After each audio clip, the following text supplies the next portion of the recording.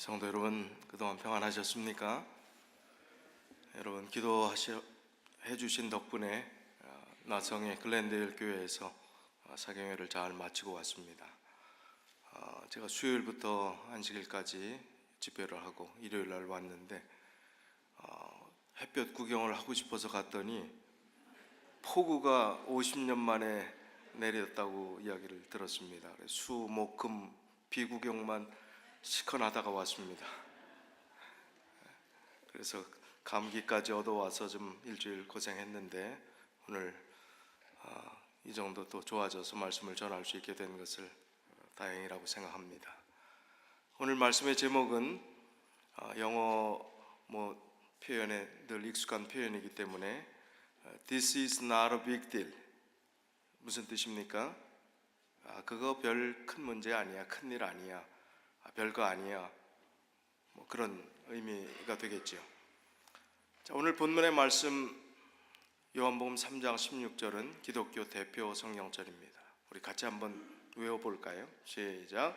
하나님이 세상을 이처럼 사랑하사 독생자를 주셨으니 이는 저를 믿는 자마다 멸망치 않고 영생을 얻게 하려 하심이니라. 자, 밑줄 친 단어가 어떤 단어입니까? 영생. 자, 그럼 오늘 제목하고 오늘 본문의 성경 구절이면 답이 나왔지요? 뭐에 관련된 거 아니면 영생에 관련된 거 아니면 나머지 다는 This is not a big deal. 아마 제가 버지니아 교회에 있을 때는 흑인 학회 소속이었기 때문에 흑인 목사님들의 설교 패턴이나 또 그 교회 분위기를 아는데요, 설교를요 지금 저희들 하는 것처럼 한 40분 이렇게 하지 않습니다. 보통 1시간 반씩 설교를 합니다. 2시 정도 돼야 끝나요. 2시. 근데 This is not a big deal 이라는 제목이라고 하면 이 단어를, 이 문장을 한 번 설교에 몇 번이나 할 것 같습니까? 100번 넘게 할 겁니다. This is not a big deal 하면서 계속 반복하는 스타일 있잖아요. 가만히 서서 하지도 않죠. 교인들이 그냥 같이 일어나서 같이 화답하고 할 정도로 그렇게 하는 분위기가 있습니다. 저는 그렇게 할 수는 없지만 여러분 마음속에 오늘 이 문 밖에 나가서 오늘 설교 제목이 뭐지? 그렇게 하지 않도록 좀 강조하고 싶습니다. This is not a big deal. 영어 못하셔도 별 문제가 아니야, 별 큰 게 아니야, 이거는 꼭 좀 기억하셨으면 좋겠습니다. 영생과 관련된 게 아니라면, 구원과 관련된 게 아니라면 그건 별거 아니다, 이렇게 좀 생각하시면 좋겠습니다.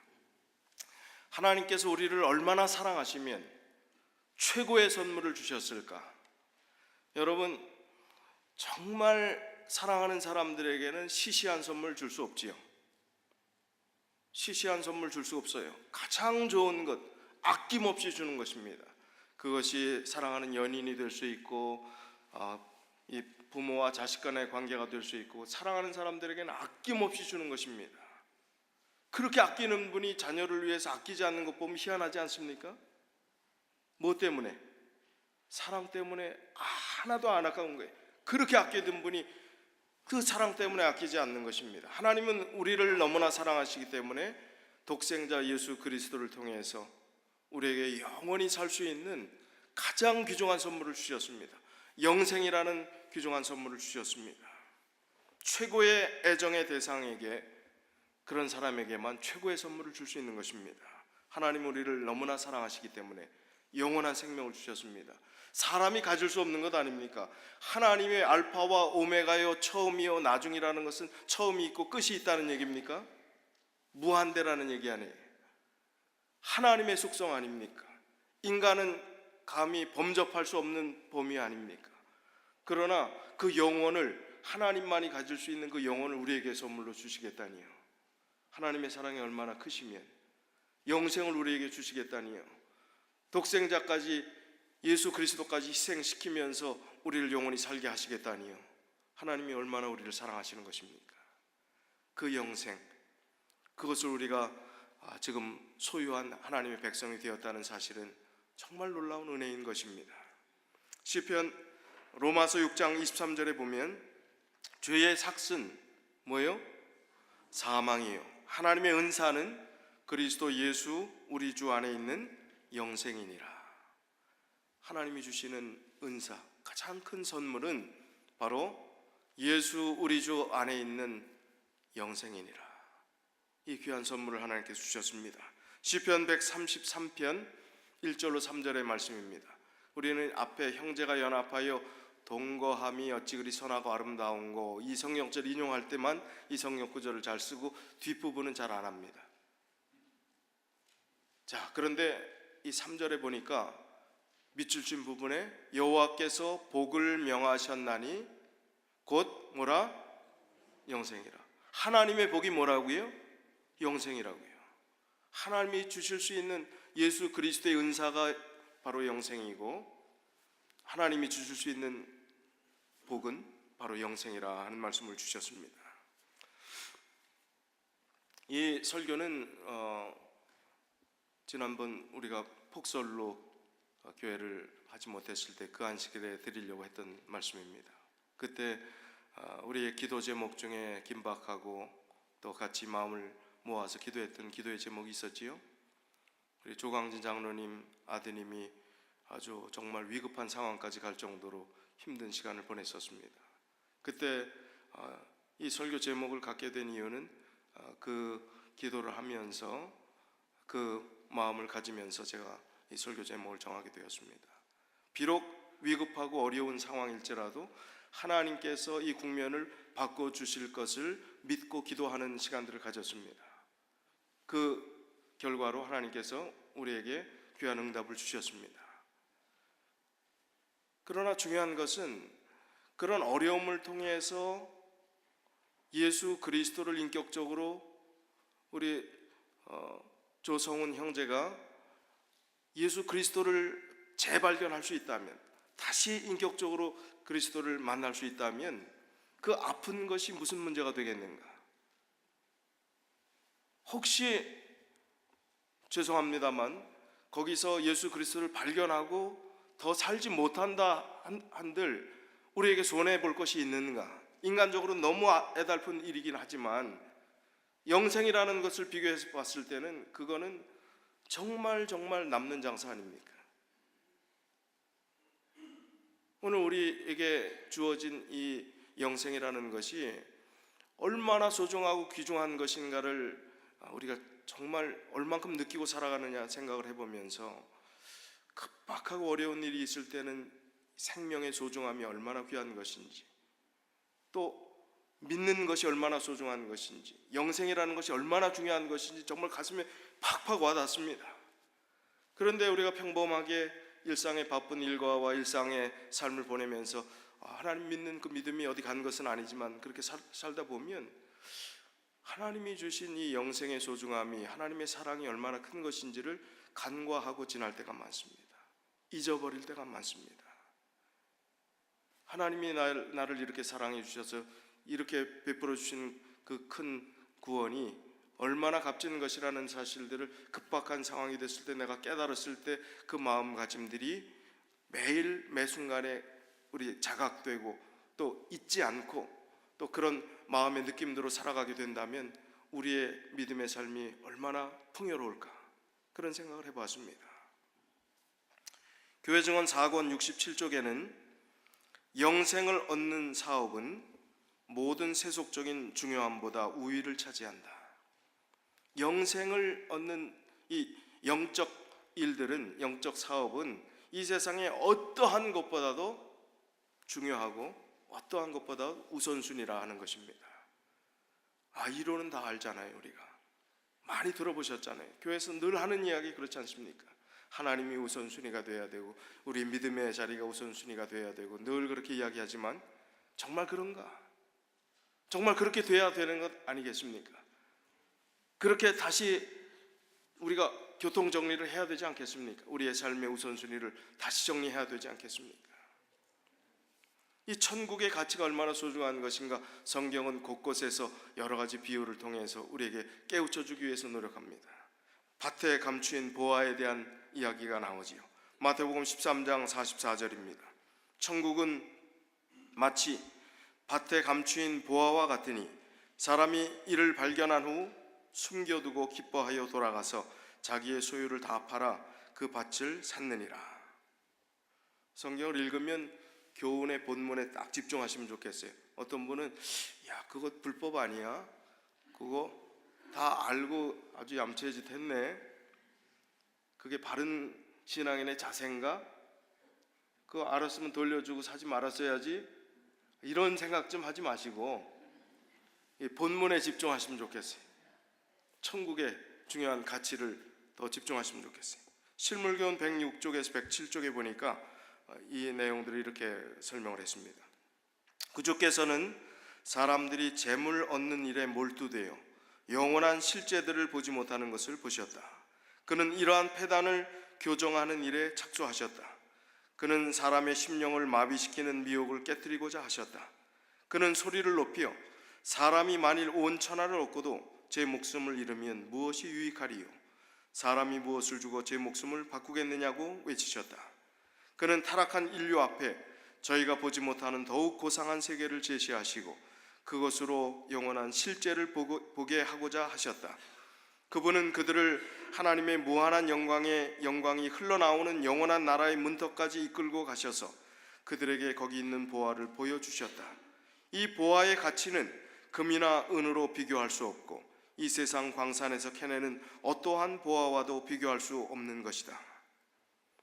이 천국의 그 가치, 영원한 영생의 그 가치가 얼마나 소중한 것인가를 깨닫게 하기 위해서 예수님께서 비유를 통해서 천국의 문턱까지 가고 천국이 어떠한 것인가를 너희가 좀 제발 좀 보고 이해하고 깨달았으면 좋겠다.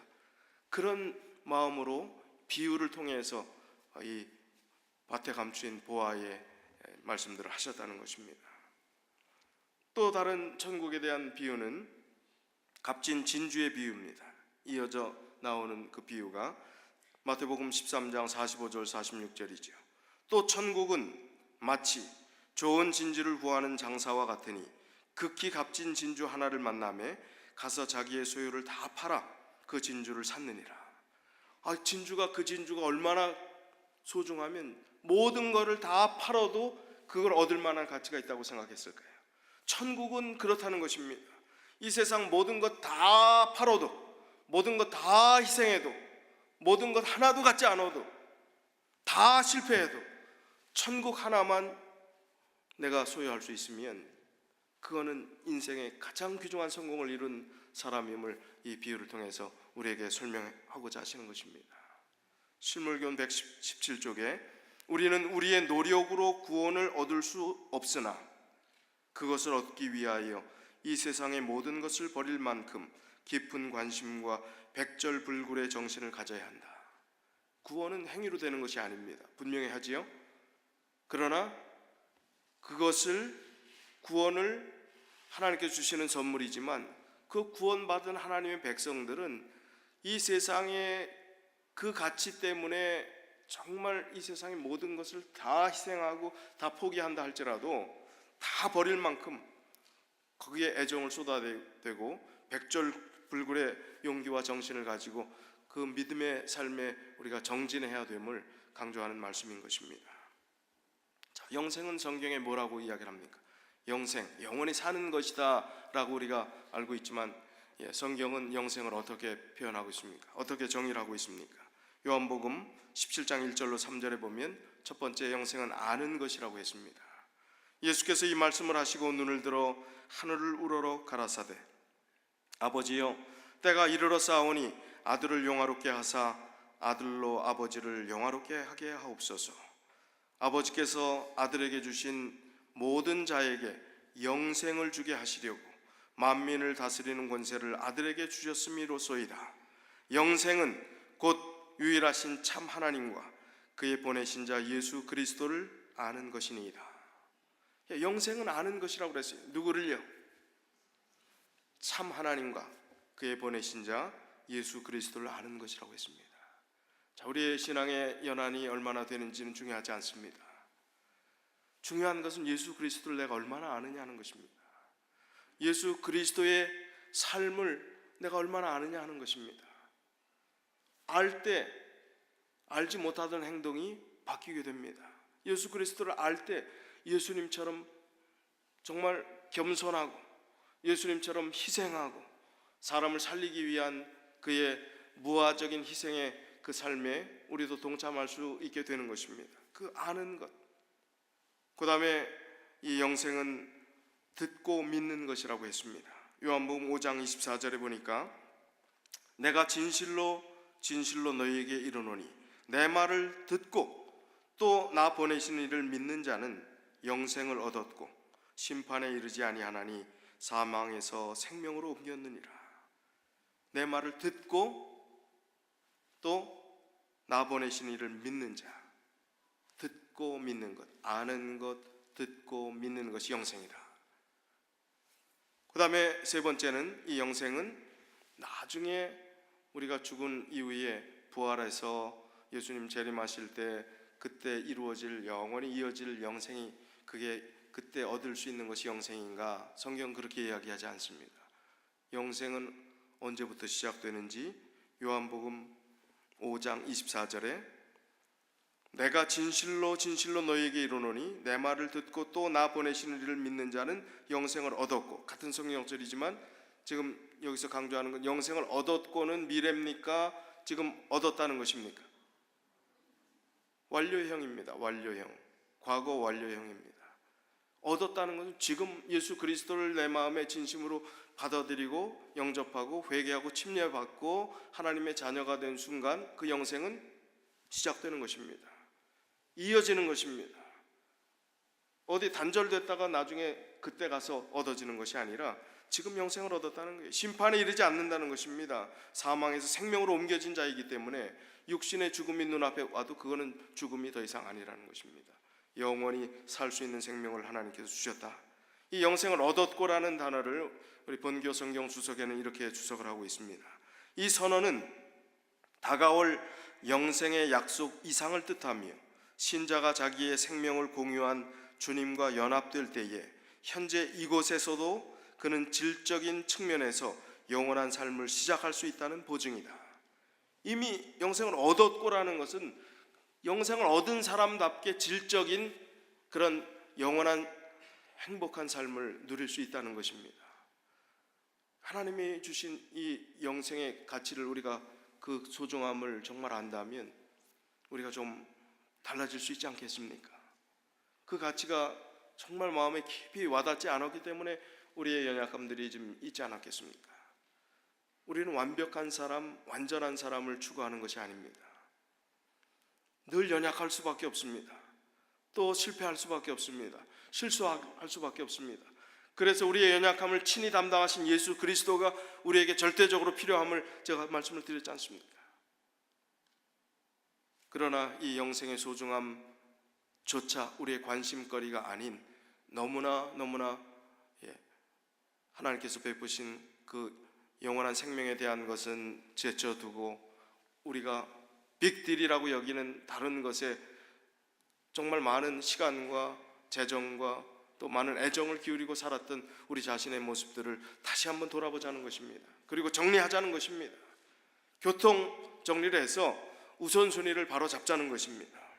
시대의 소망 388쪽에도 하나님의 영이 사람의 마음에 믿음으로 받아들여지면 그것이 영원한 생명의 시작이라고 이야기를 합니다. 하나님의 영이 사람의 마음에 믿음으로 받아들여지게 된다면 그것이 영원한 생명의 시작이 된다는 것입니다. 영원한 생명이 여러분 가슴속에 시작되셨습니까? 그 은혜를 누리고 계십니까? 그 영원한 생명으로 인해서 정말 행복한 시간들을 보내고 계십니까? 요한일서 5장 12절에 보니까 영생과 영원히 멸망하는 그 기준은 요한일서 5장 12절에 이렇게 표현하고 있습니다. 아들이 있는 자에게는 생명이 있고 하나님의 아들이 없는 자에게는 생명이 없느니라. 예수 그리스도가 있느냐 하는 거예요. 결국 아느냐, 듣느냐, 믿느냐, 보느냐, 모든 성경의 강조점은 예수 그리스도가 있느냐 하는 것입니다. 예수 그리스도, 그분이 어떤 분이심을 내가 얼마나 느끼고 살아가고 있느냐, 그분을 얼마나 의지하고 살아가고 있느냐, 우리의 연약함까지 친히 담당하신 분이 예수 그리스도시기 때문에 염려할 게 없지 않습니까? 계속 반복해서 의도적으로 우리가 죄를 짓는 사람이 얼마나 되겠어요? 알면서도 내가 고의로 그렇게 하는 사람이 얼마나 되겠습니까? 연약함을 또 깨닫는 것입니다. 실수할 때 또 깨닫는 것입니다. 이렇게 부족한 죄인까지 우리의 연약함을 친히 담당하시고 우리의 모든 죄까지 대신 지어지시고 또 나를 기다리시고 인내하시고 또 회복하시고 사랑하시는 주님의 사랑 때문에 오늘 또 제가 용기를 냅니다. 제가 또 주님을 의지합니다 하는 그런 마음으로 우리가 하루하루 살아가는 것 아니겠습니까? 그런 마음의 생각들을 가지고 믿음 안에서 살아가게 된다면 정말 하나님 안에 살아가는 삶이 내가 전에 생각했던 믿음의 시간이 아니라 정말 발걸음이 가볍고 하나님 안에 살아가는 삶이 이렇게 행복한 것이었던가 전에 느끼지 못했던 그 경험들을 갖게 될 것입니다. 그런 경험이 꼭 필요합니다. 세계 최장수자들이 몇 살까지 살았는지 아십니까? 기네스북에 올라간 기록에 있었던 사람이 제일 오래 살았던 분이 여성인데 또 이런 기록이 있으면 그게 또 뭐 진짜다 가짜다 꼭 왜 이렇게 말하는 사람들이 있는지 1999년 공식 기네스북의 기록을 아직 깨지 못했는데 장 루이스 칼망이라고 하는 프랑스 남부 출신의 할머니입니다. 1875년 2월 21일 생이고 돌아가신 시간이 1997년 8월 4일. 얼마를 사셨어요? 122세 164일 총 44,724일. 자, 여러분 도전하시겠습니까? 여기 지금 90세 넘으신 분들 희망을 가지십시오. 예, 가능합니다. 자, 그런데 비공식 통계 중에서 허황된 거 말고 그래도 그럴듯한 또 한 사람이 있습니다. 그 사람은 누구냐면 리칭 유엔이라고 하는 사람인데 이청훈, 한국식 발음은 1677년에서 1933년까지 살았다는 것입니다. 말이 되는 얘기? 257세에 257세. 근데 이청훈은 어린 시절에 산속에서 보냈고 약초와 장수에 대한 필요한 지식들을 익히며 살아왔다는 것입니다. 1749년 73세 됐을 때 그가 산을 내려와서 서안이라고 하는 중국의 그 지역에 주둔하고 있던 청제국의 군대의 무술교사 겸 전술 고문으로 활동하기 시작했다는 것입니다. 몇 살에? 73세. 그 이후의 역사는 전해진 것이 없습니다. 1927년 251세 때에 시안의 장군은 그를 초청해서 융숭한 대접을 하고 그 사진을 남겼는데 그 사진이 지금 보신 것입니다. 그것이 바로 현재 남겨진 유일한 사진입니다. 이 청운의 사망 기사는 뉴욕타임즈 잡지에 게재될 정도로 세계에 알려진 인물이 되었던 것입니다. 1933년 5월 15일 한 인터뷰 기사에서 이청훈은 자신의 장수 비법을 이렇게 설명을 했습니다. 마음은 정을 유지하고, 따뜻한 정이요, 거북이처럼 여유롭고 비둘기처럼 기운차게 움직이며 개처럼 자는 것이 내 장수 비법이요. 다시요? 장수 비법이니까요. 마음은 뭘 유지하고요? 정을 유지하고 거북이처럼 여유롭고 비둘기처럼 기운차게 움직이며 뭐처럼 자는 거예요? 개처럼 자는 것. 개처럼 자는 게 뭡니까? 개팔자가 상팔자. 아무 때나 자기 마음대로 자고 싶으면 자고 깨고 싶으면 깨는 게 개가 자는 겁니다. 자, 이청훈의 장수 기록은 여러 곳에서 밝혀지고 있는데 타임 잡지 1930년 중국 부분의 기사에서는 1827년에 그의 151번째 생일을 축하하는 청제국의 공식 문서를 찾았다는 기록이 나왔습니다. 또한 그의 제자인 태국권의 권위자인 다리우 노사라는 사람이 130세에 스승은 이미 신선의 경지에 다다라 있다고 증언했고 어느 때에 스승은 앞으로 120년만 더 살다 가겠다고 말했다고 하는 기록이 남았다고 합니다. 자, 그러나 이들이 지금 어디 있습니까? 그들의 최장수가 영생과 어떻게 비교할 수가 있겠습니까? 257세 살고 싶으세요? 아니 그냥 저 기네스북 그 정도까지만요, 122세까지만 사시겠습니까? 살고 싶으세요? 사는 게 축복일까요? 비극일 수 있을까요? 그렇게 건강하고 맑은 정신으로 정말 그렇게 사는 장수는 정말 축복이지만, 그렇지 않은 모습은 우리 삶의 괴로움을 더할 뿐이 될 수 있습니다. 어떻게 그 장수가 부러울 수 있겠습니까? 지금 이야기한 이 사람들은 하나도 부러울 것이 없어요. 우린 영생을 가진 자, 하나님 안에서 이미 영원한 생명이 시작된 자들은 하나도 부러울 게 아닙니다. 우리가 더 복받은 사람들이기 때문에 그렇습니다. 영생의 소중함을 깨닫기 위해서는 인생의 덧없음을 확실히 깨닫는 것이 더 필요한 것입니다. 백구과극이라는 고사성어가 있습니다. 백구과극, 이 단어는 어떤 뜻인가 하면 흰 망아지가 빨리 달리는 것을 문틈에서 잠깐 보이는 거예요. 잠깐 보는 눈 깜짝할 사이라는 것입니다. 흰 망아지가 지금 훅 지나가고 있는데 나는 요만한 문틈에서 잠깐 봤어요. 눈 깜짝할 사이 훅 지나가는, 그게 백구과극이라는 단어입니다. 장자의 지북유편이라고 하는 그 책에 있는 것을 보면 사람의 일생이 바로 백구과극과 같다. 흰 망아지가 휙 지나가는데 문틈으로 잠깐 본 눈 깜짝할 사이가 인생이라는 것입니다. 세월이 이 흰 망아지처럼 빨리 지나가 버리고 맙니다. 이제 인생이 무엇인지 알고 제대로 좀 한번 살아보려고 하니까 어느덧 백발이 되었습니다. 어느덧 이제 힘도 없어졌습니다. 더 기억할래도 기억도 잘 되지 않습니다. 인생이 얼마나 덧없는 것인가. 건망증이 있을 때마다 자꾸 염려가 되시나요? 가끔씩 핸드폰을 냉장고 안에 넣고 하십니까?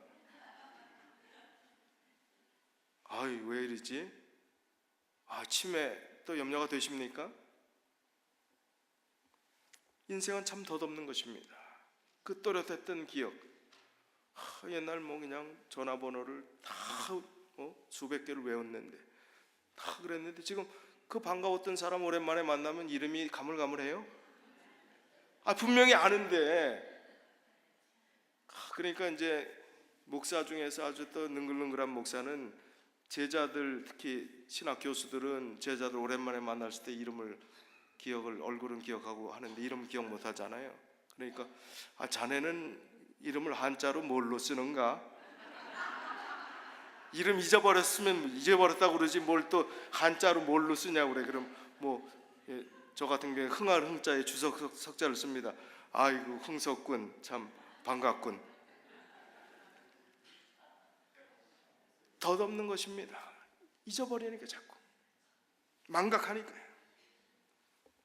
슬픈 일, 괴로운 일도 망각하는 게 있기 때문에 참 다행이기도 하지만요, 인생의 덧없음을 깨닫는 자가 영생의 소중함과 참된 가치를 알 수 있는 것입니다. 사람들이 덧없는 세월에 허무감을 느끼는 이유는 그 인생이 아무것도 없이 무로 그냥 모든 것이 그것으로 끝난다고 생각하기 때문에 허무하게 느끼는 것입니다. 우리는 그 허무함을 느끼는 사람들과 똑같아서는 안 되겠지요. 다른 사람들입니다. 무로 끝나는 것이 아닙니다. 생명으로 연장되는 것입니다.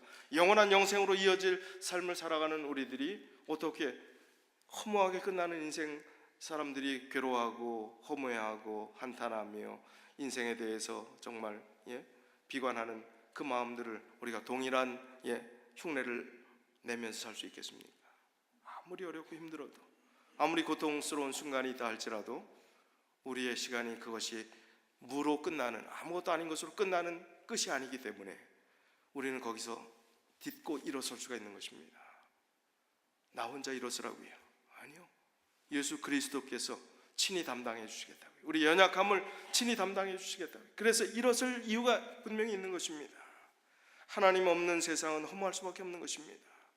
허무주의를 영어로 니힐리즘이라 하는 단어를 쓴다고 합니다. 이 말은 라틴어 아무것도 없다 하는 니힐이라는 라틴어에서 왔다고 합니다.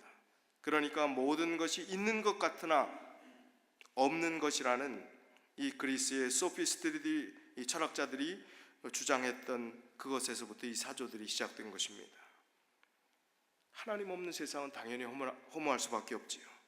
지금 누리는 단맛이 오히려 더 갈증을 일으킨다는 사실을 하나님 없는 사람들이 겪을 수밖에 없다는 진실임을, 현실임을 우리가 분명히 알고 있지 않습니까? 우리 하나님께서는 허무함으로, 공허로 없어버릴 인생을 채우셨습니다. 하나님의 사랑으로, 창조의 피조물로, 하나님의 형상을 닮은 우리들로 채우셨습니다. 그 공허한 땅에, 그 공허한 흑암 가운데, 혼돈 가운데 있던 그 세상을 채우셨습니다.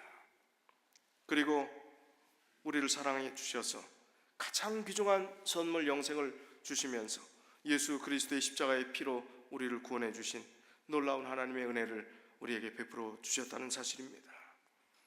그래서 이제 우리는 우리의 세월을 좀 읽어볼 필요가 있습니다.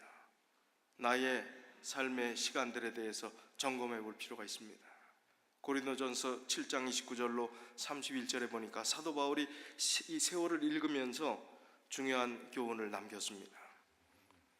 형제들아, 내가 이 말을 하노니 때가 단축하여진 고로 이후부터 안에 있는 자들은 없는 자같이 하며, 우는 자들은 울지 않는 자같이 하며, 기쁜 자들은 기쁘지 않은 자같이 하며, 매매하는 자들은 없는 자같이 하며, 세상 물건을 쓰는 자들은 다 쓰지 못하는 자같이 하라.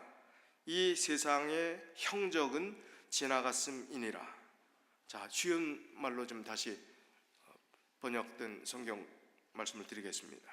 쉬운 말 성경 번역입니다. 형제들이여, 내가 말하고 싶은 요지는 이것입니다.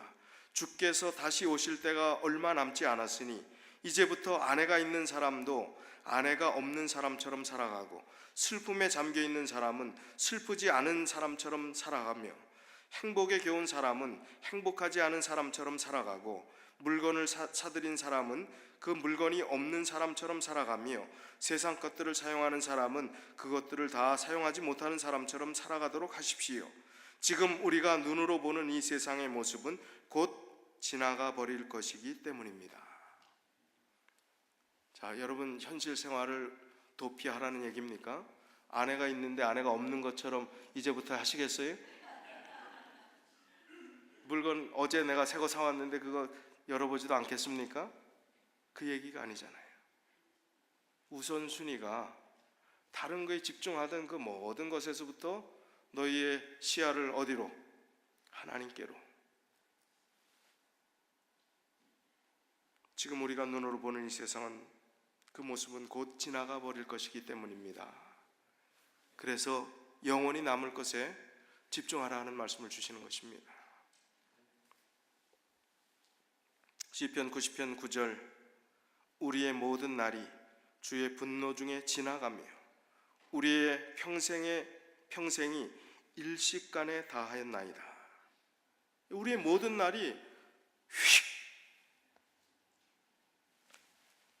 연지 곤지 찍고 시집 가셨던 우리 어르신이 계십니까? 내 나이 90 될 줄 미처 몰랐다. 어떻게 이렇게 세월이 빨리 갔는지.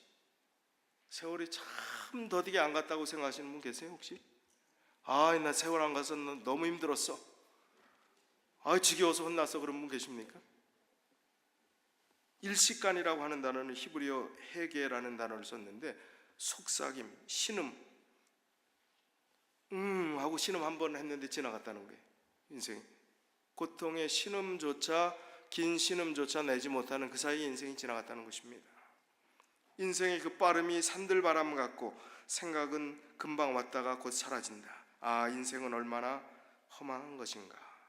일시간이라고 하는 그 단어를 본교 성경 주석은 이렇게 해석해 놨습니다. 인생은 얼마나 험한 것인가. 너무나 빠르기 때문에. 그래서 이제 사도 바울이 지혜를 이야기했고, 우리에게 시편 90편 12절에 너희들이 좀 지혜로우면 좋겠다 이렇게 말씀하십니다. 우리에게 우리 날 계수함을 가르치사 지혜의 마음을 얻게 하소서. 쉬운 말 번역이요. 그러하오니 우리가 우리의 인생이 얼마나 짧은 것인지를 헤아릴 수 있게 하셔서 우리로 지혜로운 마음을 얻을 수 있게 해 주소서. 우리가 지금 나이와 상관없이 지혜로운 사람이 되어야 합니다. 우리 날 계수함을 정말 내 인생이 어떠한 것인지, 얼마 남은 것인지, 어떻게 살아야 되는 것인지, 나에게 남겨진 하루하루가 얼마나 소중한 것인지를 깨닫는 자, 그것을 카운트할 수 있는 자, 그런 사람이 지혜로운 사람이라는 것입니다. 믿는 사람들은 그렇게 지혜롭게 살아야 된다는 것입니다. 하나님을 위해서 일하는 것은요, 내가 은퇴하고 나면 시간 내갖고 하나님 위해서 일하겠다, 그렇게 되던가요? 백수가 과로사 했답니다. 백수가 과로사 했대요. 과로사. 백수가 뭐예요? 아무것도 할 것 없는 사람이 너무 바빠서 과로로 죽었대요. 은퇴하고 여유가 있을 것 같고 하나님 사업 열심히 할 것 같고 그렇지만 여전히 바쁜 일상 속에서 우리가 얽매여 있는 모습을 보게 됩니다. 그럼 지금 일하시는 분들은요, 아유 몇 년 지나면 내가 은퇴하니까 그때만 기다려라 하고 그냥 은퇴를 손꼽아 기다리는 분들 계시죠? 천만에요. 지금이에요. 지금 할 수 있는 시간은 인생의 삶의 의미를 계수하고, 지금 내가 바쁜 형편에서 지금 은퇴하지 않아도 은퇴하지 못했기 때문에 내가 교회를 열심히 못한다, 아닙니다. 할 수 있는 범위에서 최선을 다하는 것, 그게 중요한 것입니다. 그게 지혜의 마음들을 갖는 것이고 인생을 계수할 수 아는 그런 지혜자가 된다는 것입니다. 지혜자는 정말로 제대로 투자할 줄 아는 사람이 지혜자입니다. 인생의 가장 가치 있는 투자는 단기 투자가 아닙니다. 70, 80, 90, 100세까지 살아가는 그 인생 단기 투자가 아니에요. 장기 투자입니다. 영혼을 위한 투자. 수익률 확정, 아주 완전히 개런티하는 그런 영원한 수익에 우리가 들어섰습니다. 영생을 위해서 투자를 하시겠습니까? 썩어 없어질 것을 위해서 투자하시겠습니까? 그러나 우리의 열정은 썩어 없어질 것에 대한 열정, 거기 투자가 더 많은 것을 보게 되면서 우리가 바꿔야 되겠다. 하나님께서 원하시는 우선순위, 요한복음 3장 16절을 우리에게 주신 그 의미를 다시 한번 깨달아야 되겠다 하는 생각이 강렬하게 들어옵니다. 그래서 우리가 어떤 말을 할 때, 어떤 행동을 할 때 꼭 생각해야 될 것은, 이것은 영생과 무슨 상관이 있는데, This is not a big deal. 안식일 학교 시간 참 흥미롭게 좋은 시간 보내셨지요? 근데 저는 마음속 한 구석에, 야, 이거 또 박수 치고 막 그런다니까, 이 교회에서 박수 치는 것에 대해서 거부감 있는 분이 있겠다. This is not a big deal. 영생과 아무 상관이 없습니다. 뭐 좀 먹고 마시는 것, 영생과 상관없어요. 하나님이 우리에게 주신 생활 양식입니다. 귀한 것입니다. 아름다운 것입니다. 지키는 자, 그것을 그렇게 존중하는 사람들은 자기의 건강과 행복을 취할 것입니다. 그러나 정죄의 모습이 되서는 안 됩니다. 비판의 대상이 되서는 안 됩니다. 구원과 상관없는 거예요. This is not a big deal. 우리 교회는 보수적인 교회입니까? 그 보수가 성서적입니까? 보수적입니까? 그냥 성서적이지 않은 것을 보수적이라고 하면서 성서적인 것처럼 착각하는 것들이 꽤 많이 있을 수 있습니다. 그러나 우리가 기억해야 될 것은 This is not a big deal. 빅딜을 놓치지 마시고 사소한 것에 목숨 걸지 않으시면 좋겠습니다. 시시한 것에 시간 낭비 안 하셨으면 좋겠습니다. 주님 오시는 그날에 우리가 주님 앞에 바로 설 수 있는 그 진실한 그 모습이 오늘 우리가 추구해야 될 우리의 믿음의 가치임을 생각하시면서 정말 우리에게 귀한 영생의 선물을 주신 예수 그리스도, 그분을 위해서 정말 행복하게 기쁨으로 믿음으로 정말 하루하루를 가치 있게 살아가시는 지혜자가 다 되시기를 간절히 바라면서 오늘 말씀을 줄이겠습니다.